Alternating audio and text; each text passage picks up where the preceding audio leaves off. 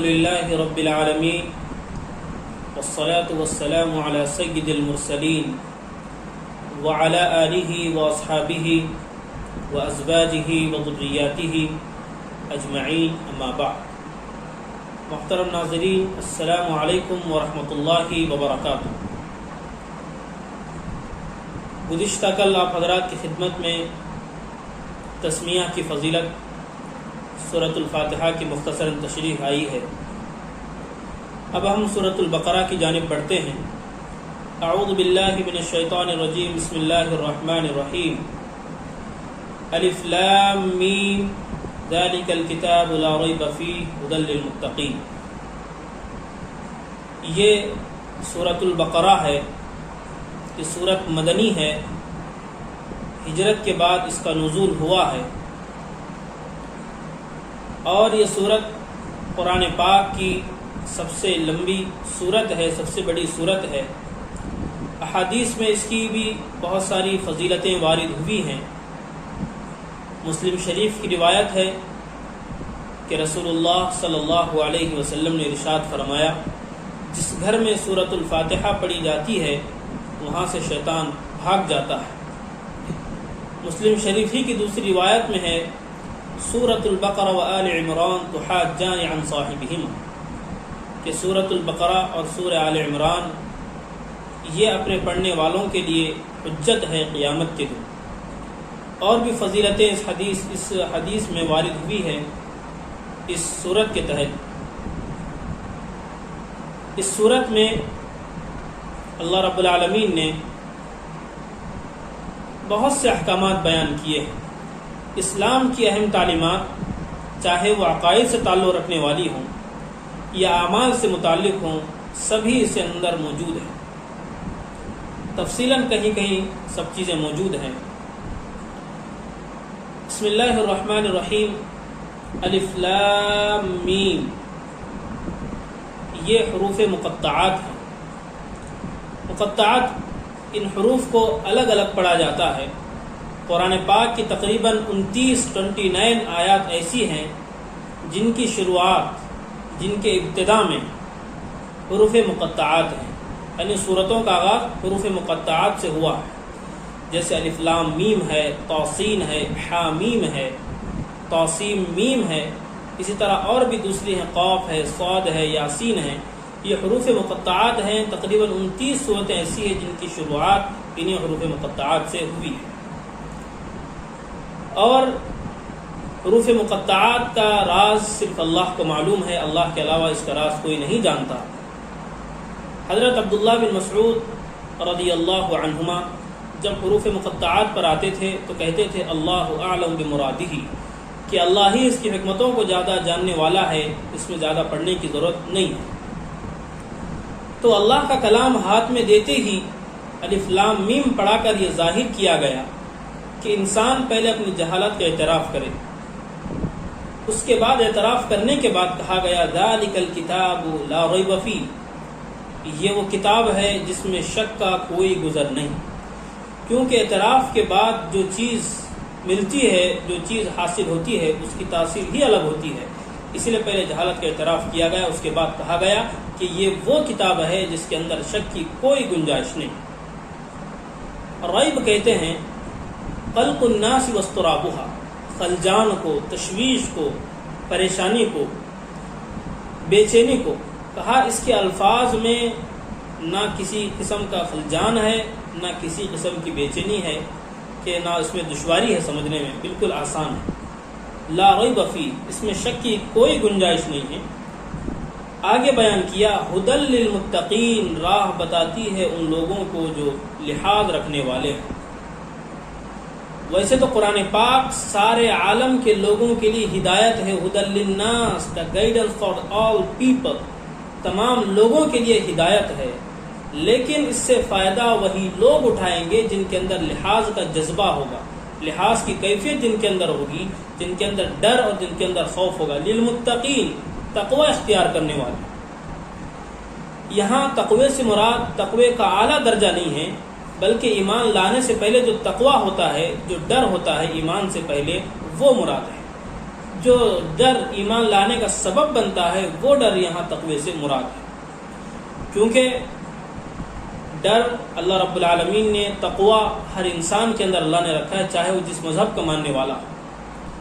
فَأَلْهَمَهَا فُجُورَهَا وَتَقْوَاهَا، تو یہ چیز اللہ نے رکھی ہے کہ وہ خوف مراد ہے جو ایمان سے پہلے ہوتا ہے، جو ڈر ایمان لانے کا سبب بنتا ہے وہ یہاں پہ مراد ہے۔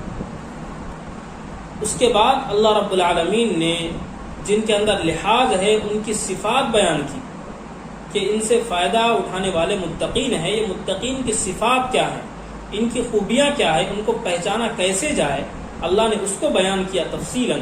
الذین یؤمنون بالغیب ویقیمون الصلاة ومما رزقناہم ينفقون، پہلی بات بیان فرمائی الذین یؤمنون بالغیب، جو غیب پر ایمان رکھتے ہیں۔ غیب کس کو کہتے ہیں؟ ما غاب عن الحواس والعقل، جو چیز عقل سے کیا پرے ہو، جو عقل میں آنے والی نہ ہو، جو انسان چاہے جتنی کوشش کرے اس کو حاصل کرنے کی، مطلب اس کو سمجھنے کی، تو انسان کی عقل سے پرے جو چیز ہوتی ہے اس کو غیب کہتے ہیں۔ تو ان کی پہلی صفت یہ ہوتی ہے کہ وہ غیب پر ایمان رکھتے ہیں، جیسے جنت ہے، دوزخ ہے، فرشتے، حشر، نشر وغیرہ، ان تمام چیزوں پر یہ ایمان رکھتے ہیں، ان کی پہلی صفت۔ دوسری صفت بیان کی وَيُقِيمُونَ الصَّلَاةَ، یہ نمازوں کو قائم کرتے ہیں۔ ایک لفظ آتا ہے نماز کے لیے یصلون، پڑھنے کے لیے، نماز ادا کرنے کے لیے، لیکن اللہ نے یہاں یصلون الصلاة نہیں کہا بلکہ یقیمون الصلاة کہا، یعنی نماز کے جو ارکان ہے ان ارکان کی، تمام ارکان کی کے لحاظ کے ساتھ، تمام ارکان کی رعایت کے ساتھ یہ نماز کو قائم کرنے والے لوگ ہیں۔ خشوع جو ہوتا ہے جب یہ نماز کے لیے کھڑے ہوتے ہیں، خضوع کے ساتھ، خشوع کے ساتھ یہ نماز پڑھتے ہیں، صرف ڈیوٹی پوری کرنے کے لیے، صرف فرض ادا کرنے کے لیے نہیں، بلکہ خشوع اور خضوع کے ساتھ یہ نمازوں کو پورا کرتے ہیں۔ نماز کا تذکرہ یہاں پر اس لیے کیا کہ کیونکہ اسلام میں سب سے محترم بالشان عبادت نماز ہے، تو نماز کا تذکرہ سب سے پہلے کیا، کیونکہ جو نماز کا پابند ہوتا ہے تو دین کی دوسری چیزوں پر، دین کے دوسرے احکامات پر چلنا اس کے لیے آسان ہوتا ہے، اس لیے پہلے نماز کو اللہ رب العالمین نے بیان کیا۔ دوسری صفت بیان کی۔ تیسری صفت یہ بیان کی وَمِمَّا رَزَقْنَاهُمْ يُنْفِقُونَ، جو کچھ ہم رزق ان کو عطا کیا ہے ہم نے، ان میں سے وہ خرچ کرتے ہیں۔ تو یہاں پر دیکھنے کی بات یہ ہے، اللہ نے بیان کیا وَمِمَّا رَزَقْنَاهُمْ، کہ ہم نے جو عطا کیا، يُنْفِقُونَ، وہ اس میں سے خرچ کرتے ہیں۔ یہاں پر اس طرح بھی ہو سکتا تھا يُنْفِقُونَ مِمَّا رَزَقْنَاهُمْ، کہ وہ خرچ کرتے ہیں جو ہم نے دیا، لیکن اللہ نے ہم نے عطا کیا ہے اس کو مقدم کیا، اس کو مقدم کر کے یہ بتایا کہ انسان کو جو مال و دولت حاصل ہے وہ اس کے علم کی بنیاد پر نہیں ہے، اس کے تجربے اور اس کے ایکسپیرینس کی بنیاد پر نہیں ہے، بلکہ وہ اللہ کے فضل کی بنیاد پر ہے، اللہ کے عطا کرنے کی بنیاد پر ہے۔ کوئی یہ نہ سمجھے کہ یہ مجھے میرے علم کی بنیاد پر ملا ہے، بلکہ وہ اللہ کا فضل ہے کہ اللہ نے اسے عطا کیا۔ اور مما رزقناہم، جو ہم نے عطا کیا ہے تو اس میں سے خرچ کرتے ہیں۔ تو ایک بات یہاں پر یہ معلوم ہوئی کہ مال جو ہے اللہ کا عطا کرتا ہے، اللہ کا دیا ہوا مال ہے۔ اور یہاں پر ایک بات یہ معلوم ہو رہی ہے کہ جن کے اندر تقوی ہوتا ہے، جن کے اندر اللہ کا لحاظ ہوتا ہے، تو وہ مال خرچ کرنے میں کنجوسی اور بخل سے کام نہیں لیتے، کیونکہ ظاہر بات ہے جب مال دیا ہوا اللہ کا ہے، جب اللہ کا دیا ہوا مال ہے تو پھر بخل کی اور کنجوسی کا کوئی سوال ہی پیدا نہیں ہوتا، تو وہ مال کو کیا اللہ کے راہ میں خرچ کرتے ہیں۔ آخری بات اس میں یہ ہے وَمِمَّا، یہاں پر من تبعیضیہ، یعنی یہ کہا کہ مال پورا خرچ کرنے کی اللہ نے ترغیب نہیں دلائی، بلکہ اللہ نے جو مال دیا ہے اس میں سے تھوڑا مال اللہ کی راہ میں خرچ کیا جائے، یہ یہاں پر مقصود ہے۔ وَمِمَّا من تبعیضیہ، یعنی جو عطا کیا ہے اللہ نے اس میں سے تھوڑا مال خرچ کرتے ہیں۔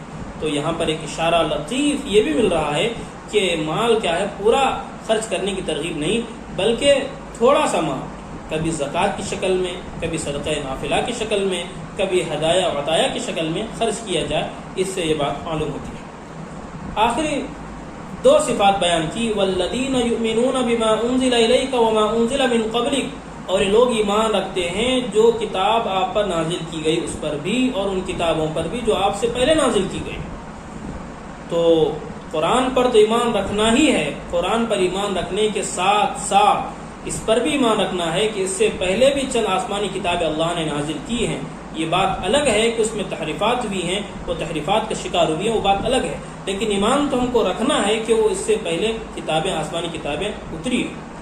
تو یہ چھوٹا سا جملہ اسلام کی خوبی، اسلام کی حقانیت، اسلام کی سچائی، اسلام کی جو ہے وسعت کو بتانے کے لیے کافی ہے کہ اسلام کہہ رہا ہے کہ قرآن پر ایمان تو رکھنا ہی ہے، اس کے باوجود، اس کے ساتھ ساتھ قرآن سے پہلے جو دیگر کتابیں آسمان نازل ہوئی ہیں اس پر بھی ایمان رکھنا ہے. یہ اسلام کی وسعت ہے، اسلام کی خوبی ہے. جو آخری صفت بیان کی ان لوگوں کی جن کے اندر تقویٰ ہے، جن کے اندر لحاظ ہے، جن کے اندر اللہ کا ڈر ہے، وہ بیان کی وَبِالْآخِرَةِ هُمْ يُوقِنُونَ، وہ لوگ آخرت کے دن پر ایمان رکھنے والے ہیں. تو آخرت، یہ تو غیب کے اندر یہ بات آ گئی تھی یؤمنون بالغیب، لیکن یہاں پر اس کو الگ سے اللہ نے بیان کیا اس کی اہمیت کو بتانے کے لیے، کیونکہ جو اسلام کی 3 بنیادی عقائد ہیں ان 3 بنیادی عقائد میں سے ایک آخرت ہے. 3 بنیادی عقائد کیا ہیں؟ توحید، رسالت، آخرت. یہ اسلام کے 3 بنیادی عقائد ہیں. ان 3 بنیادی عقائد میں سے ایک عقیدہ آخرت کو اللہ رب العالمین نے یہاں پر بیان کیا کہ لوگوں کی صفت یہ ہوتی ہے کہ وہ آخرت کے دن پر ایمان رکھنے والے ہوتے ہیں. تو آخرت کے دن پر جو ایمان رکھتے ہیں، جن کو پتہ ہے کہ ایک دن حساب کا دن آنے والا ہے، تو پھر وہ دنیا سے لو نہیں لگاتے. دنیا میں اس آخرت کو پانے کے لیے، وہاں پر جنت کو پانے کے لیے وہ کوشش کرتے ہیں. اس سے یہ بات معلوم ہو رہی ہے. یہ صفات بیان کرنے کے بعد آخر میں اللہ رب العالمین نے یہ بات بیان فرمائی اولئک علی ھدی من ربہم واولئک ھم المفلحون. It is those who are guided by their Lord and it is just there who are successful. یعنی یہ وہی لوگ ہیں جو اپنے رب کی جانب سے ہدایت یافتہ ہیں، ہدایت پر ہیں، اور یہی لوگ مراد پانے والے ہیں، کامیاب ہونے والے ہیں. تو گویا سورۃ الفاتحہ میں جو دعا کی گئی اہدنا الصراط المستقیم، کہ اللہ ہمیں صحیح راستہ دکھا، گویا اس کی قبولیت کو یہاں پر بتا دیا گیا کہ جن کے اندر یہ صفات ہوں گی، مذکورہ صفات ہوں گی، وہ ان کے لیے کیا ہے؟ یہ کامیابی کا ذریعہ ہے، ان کی نجات کے لیے یہ چیز کافی ہے. یہ یہاں پر بتانا مقصود ہے. یہ بات ہوئی مومنین کے تعلق سے، متقین کے تعلق سے، جو لوگ قرآن سے ہدایت حاصل کرنا چاہتے ہیں ان لوگوں کے تعلق سے. اب ایک آخری 2 بات آپ حضرات کی خدمت میں بتا کر اپنی بات انشاءاللہ ختم کریں گے. وہ یہ ہے کہ اللہ رب العالمین نے یہاں پر حضرت یعقوب علیہ السلام کا تذکرہ فرمایا کہ جب ان کے انتقال کا قریب تھا وقت، تو اپنے اولاد کو بلایا اور ان کو پوچھا ام کنتم شہداء اذ حضر یعقوب الموت اذ قال لبنیہ ما تعبدون من بعد. تو سب سے پہلی بات یہ پوچھی کہ تم میرے انتقال کے بعد، میرے دنیا سے جانے کے بعد کس کی عبادت کرو گے؟ بیٹے بھی نبی کے بیٹے تھے، ولی کے بیٹے تھے، بالکل نبی، ولی، متقی کے بیٹے. تو انہوں نے جواب دیا قالوا نعبد الہک و الہ آبائک ابراہیم و اسماعیل و اسحاق الہ واحد، کہ ہم تو عبادت اسی کی کریں گے جس کی عبادت آپ نے ساری زندگی کی ہے، ایک اللہ کی عبادت جو خدا ہے، ابراہیم علیہ السلام کا، اسماعیل علیہ السلام کا، اسحاق علیہ السلام کا. ان کا تذکرہ خاص کر اس لیے کیا، یہ ان کے آبا و اجداد ہیں. تو یہاں پر یہ بات بیان کر کے 2 باتیں یہاں پر، 2 اشارے یہاں پر مل رہے ہیں. ایک تو یہودیوں کی تردید ہے، جن کا یہ عقیدہ تھا کہ وہ سمجھتے تھے، ان کا کہنا ہے کہ حضرت یعقوب علیہ السلام نے انتقال کے وقت جو وصیت اپنے اولاد کو کی ہے، وہ وصیت یہودیت پر قائم رہنے کی ہے. اس سے یہ بات نکل گئی وَنَحْنُ لَهُ مُسْلِمُونَ.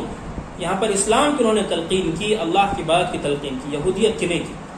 دوسری بات یہاں پر اشارہ اس بات کا ہے کہ امت مسلمہ کو متنبہ کرنا ہے کہ وہ اپنی آئندہ آنے والی نسلوں کے ایمان کی فکر کریں، ان کی دینی تربیت کی فکر کریں. ہم چاہیں جس فیلڈ میں اپنی اولاد کو بھیجیں، لیکن دین کے شعور کے ساتھ، دینی شعور کے ساتھ، دینی تربیت کے ساتھ ہم بھیجیں، کیونکہ دینی تربیت کے ساتھ بھیجیں گے تو اس کی تاثیر ہی الگ ہوگی. ایک بات تو یہ ہوئی. دوسری بات یہ معلوم ہوئی وَلَا تُسْأَلُونَ تِلْكَ أُمَّةٌ قَدْ خَلَتْ لَهَا مَا كَسَبَتْ وَلَكُمْ مَا كَسَبْتُمْ وَلَا تُسْأَلُونَ عَمَّا كَانُوا يَعْمَلُونَ. یہاں پر آخر میں یہ بات بیان کی کہ تم سے یہ نہیں پوچھا جائے گا کہ فلاں نے کیا کیا، وَلَا تُسْأَلُونَ عَمَّا كَانُوا يَعْمَلُونَ. وہ کیا کرتے تھے اس کا سوال تم سے نہیں کیا جائے گا، یہ بات بیان کی۔ یہاں پر یہ بات بیان کر کے وضاحت فرمائی، یہودیوں کا یہ عقیدہ تھا کہ آبا و اجداد کے گناہوں کی سزا ان کی اولاد کو ملتی ہے اور ان کے اچھے اعمال کا بدلہ ان کو بھی دیا جاتا ہے، ان کا یہ عقیدہ تھا۔ یہاں پر اس بات کو واضح کیا گیا، وہ جو کریں ان کے ساتھ، آپ جو کریں آپ کے ساتھ، ان کا آپ کو اور آپ کا ان کو اس طرح کا بدلہ نہیں دیا جائے گا۔ وَلَا تَزِرُ وَازِرَةٌ وِزْرَ أُخْرَىٰ، دوسری آیت میں اللہ نے بیان کیا کوئی ایک دوسرے کا بوجھ قیامت کے دن نہیں اٹھائے گا، جو کیے گا وہ اس کا بدلہ پائے گا، چاہے اچھا کیا ہو چاہے برا کیا ہو، اور آبا اجداد کو یعنی ان کے آبا اجداد کو بھی اس کا بدلہ نہیں دیا جائے گا۔ ہاں اگر باپ نے اولاد کی تربیت صحیح نہیں کی، دینی تربیت نہیں کی، دینی شعور ان کے اندر پیدا نہیں کیا، تو پھر اس باپ سے سوال ہوگا کہ تم نے دین کی تعلیمات اپنے اولاد کو کیوں نہیں سکھائی۔ اس حدیث کے تحت کلکم راع وکلکم مسئول عن رعیتہ، ہر ایک سے سوال ہوگا، ہر ایک ذمہ دار ہے، ہر ایک سے سوال ہوگا کہ جس کو اس کی رعیت تھی، اس کے تحت اس کے ماتحت جو لوگ تھے ان کی دینی فکر کیا یا نہ کیا، اس کا سوال اللہ رب العالمین کریں گے۔ ہاں یہ بات الگ ہے کہ باپ نے صحیح تربیت کی تھی، اس کے بعد اگر لوگ بگڑ جاتے ہیں، اس کی اولاد بگڑ جاتی ہے، تو پھر اس کا سوال اس سے نہیں کیا جائے گا۔ اسی بات پر ہم اپنی تفسیر آج کی ختم کرتے ہیں۔ وآخر دعوانا ان الحمد للہ رب العالمین۔